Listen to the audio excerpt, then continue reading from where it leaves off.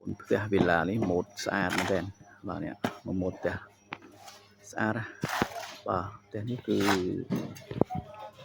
ស្អាតមែនទែនហ្មងផ្ទះនេះអត់ដូចជារឿងចម្លែកស្អាតខ្លាំងបងប្អូនមើល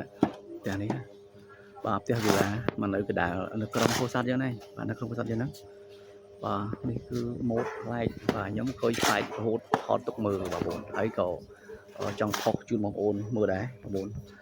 បាទនេះនៅកណ្ដាលក្រុងពោធិ៍សាត់យើងបាទស្អាតណាផ្ទះនេះបើសិនជានៅក្បែរផ្លូវជាតិគៀកផ្លូវអីពេលឡាមួយនេះគឺស្អាតមែនតើឥឡូវនេះយើងក្បឿងចូលឡានក្បឿងមកជិតដល់ហើយបងប្អូននេះយើងដឹកក្បឿងចូលជូនគាត់ចម្លងបាទក្បឿងសេរ៉ាមិចរលោងបាទអរគុណលោកជាសម្រាប់ការគ្រប់គ្រងហើយនឹងបងប្រុសបងម្ចាស់ផ្ទះបងស្រីបាទព្រមទាំងកូននៅភ្នំពេញបាទ